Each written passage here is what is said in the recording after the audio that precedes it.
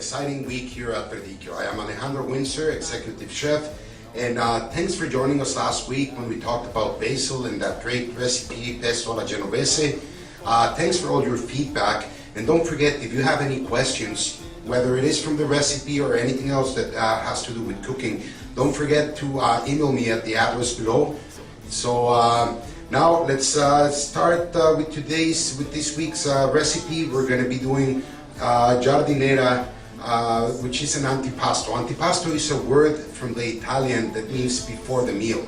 So whenever there is a nice big feast, when family get together in Italy, they always, snack with a glass of wine, and these snacks is called antipasto. Like I said, it literally means before the meal.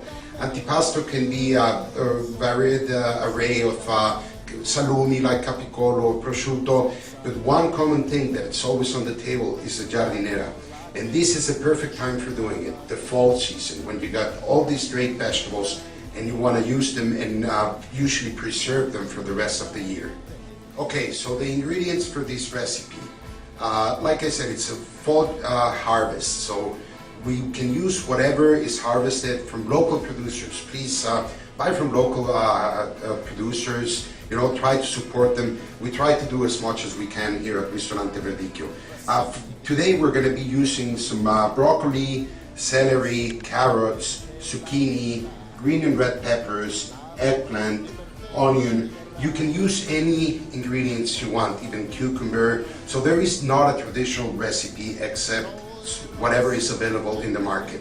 So you have your vegetables, and the only other two ingredients that you're going to be using is white vinegar, which will bring the acidity to preserve, and obviously a good quality olive oil.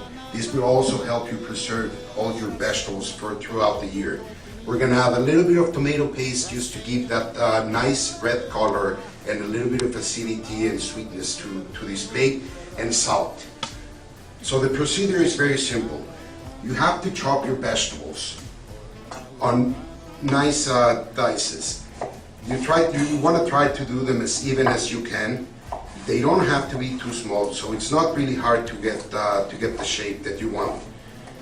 Very important is you need to have a non-reactive container. It can be made out of plastic or it can be made out of stainless steel, because we're going to put all our vegetables and layer them, starting with the harder vegetables at the bottom so they don't get squeezed.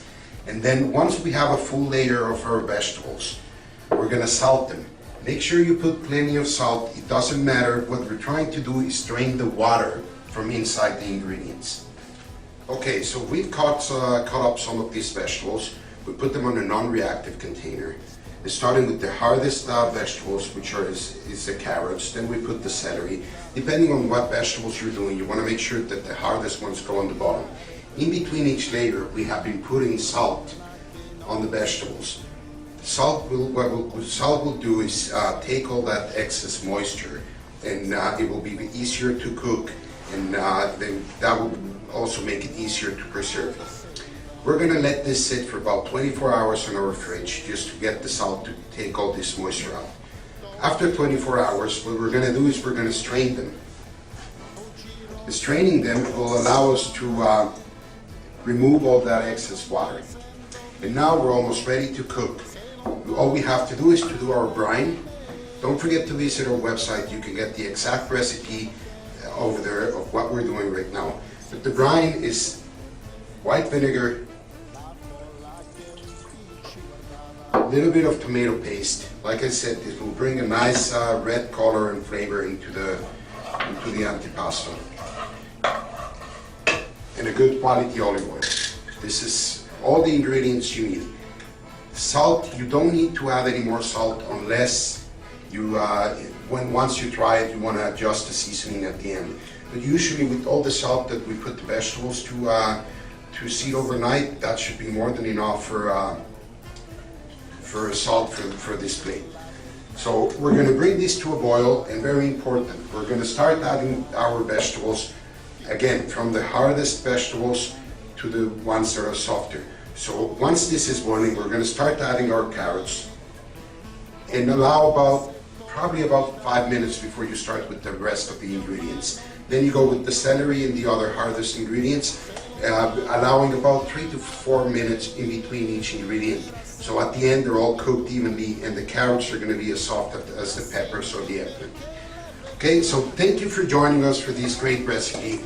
There's different ways to serve it. Don't forget, here at Ristorante Verdicchio, we jar our own giardiniera, and we also have it for sale. Visit our website, www.ristoranteverdicchio.